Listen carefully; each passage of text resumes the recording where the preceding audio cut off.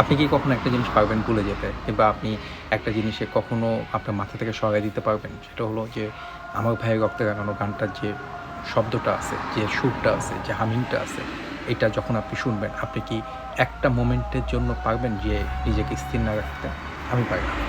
আমি যখনই এই গানটা শুনি, যতবারই এই গানটা শুনি, প্রতিবার আমার ভিতর থেকে আমি একটা মানে টান অনুভব করি, একটা ফিল অনুভব করি এবং আমার ধারণা এটা আপনিও করেন। আব্বু সরকারি চাকরি করার সুবাদে আমাকে একটা লম্বা সময় বিভিন্ন জেলায়, জেলায় আব্বুর সাথে, সাথে ঘুরতে হইছে। কখনো খুলনায়, কখনো যশোরে, কখনো নারায়ণগঞ্জে, টঙ্গীতে এরকম। স্কুল লাইফে শহীদ মিনার ক্লাস 5-6 পর্যন্ত আমার কাছে মেমোরি একরকম। এই মেমোরিটা ছিল হলো আমরা সবাই মিলে শহীদ মিনারে যাচ্ছি স্কুল থেকে প্রভাত ফেরি করে, খালি পায়ে। ভোরবেলায় আমরা কালা একটা ছোট্ট একটা ব্যাজ লাগাই, কালো একটা ব্যাজ লাগাই, খালি পায়ে আমরা যাচ্ছি হলো শহীদ মিনারে। এই মেমোরিটা মানে সবসময় মানে আমার থাকবে, আছে এবং এই জিনিসটা আমি খুব মিস করি। তার আগের দিন রাতের বেলায় ফুল জোগাড় করে রাখা, এলাকার বাগান হোক অথবা কারো বাসার বাগান হোক, সেখান থেকে। তারপর আস্তে, আস্তে যখন বড় হলাম, বড় হয়ে যাওয়ার পর যখন এই জিনিসগুলো জানলাম যে কেন, কিভাবে এই মানে ভাষা আন্দোলনের ব্যাপারটা আসলো, তখন থেকে অটোমেটিক্যালি এটা আমাদের ভিতরে মানে মনের ভিতরে একটা জায়গা করে নিতে যাচ্ছে। এই অবদানটার জন্য আমরা এই জিনিসটা করি। তারপরে আস্তে, আস্তে একটা সময় ঢাকা ভার্সিটি আমাদের রক্তের মধ্যে মিশে যাওয়া শুরু করলো।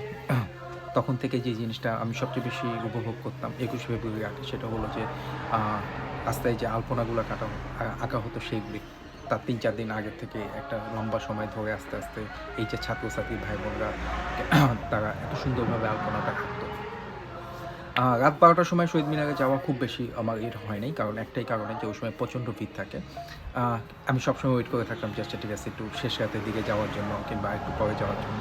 কিন্তু কখনোই আসলে ওইভাবে মানে ফাঁকা কখনোই পাইনি।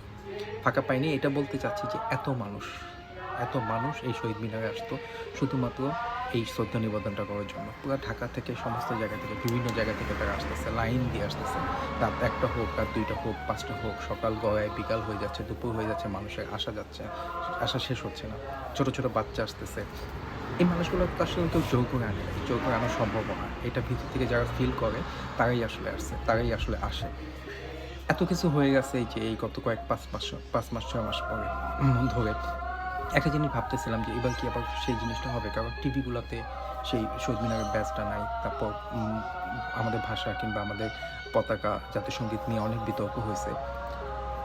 একটু সন্দেহ ছিল যে এবারও কি সেরকম ভিড়টা হবে? হইছে।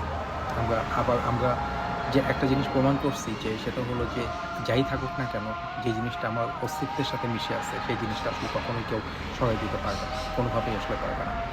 ভোর থেকে রাত থেকে হাজার, হাজার মানুষ যাচ্ছে শহীদ মিনারে, ফুল দিচ্ছে। এটা অনেক বড় কিছু। আজকে ভালো লাগে এই জিনিসটা সেটা হলো যে পৃথিবীর যেকোনো জায়গায় যাই না কেন, যেখানেই যাই না কেন সেখানেই এই যে মাতৃভাষা দিবসের ব্যাপারটা এটা সবাই পালন করতেছে। হোক একটা বিবৃতি দিয়ে পালন করা হোক, সেটা শহীদ মিনারে দিয়ে পালন করা। একেকটা দেশ একেকভাবে করতেছে। আজকে আমি যে অফিসে জব করি সেই অফিসের মেইলে একটা মেইল আসছে সেটা হলো যে এই দিনটাকে এই করা হইছে। এটার জন্য আমি প্রাউড ফিল করি। Google ওপেন করে দেখি যে Google এ আমাদের ডুডল আছে। এটার জন্য আমি প্রাউড ফিল করি। অবদান একসময় যারা করছেন, আস্তে, আস্তে যত দিন যাবে এটা এটা চেঞ্জ হতে থাকবে। মানে শ্রদ্ধা প্রকাশের স্টাইলটা হয়তো চেঞ্জ হতে থাকবে। কিন্তু কখনো এটা শেষ হবে না। ভালো থাকবেন সবাই।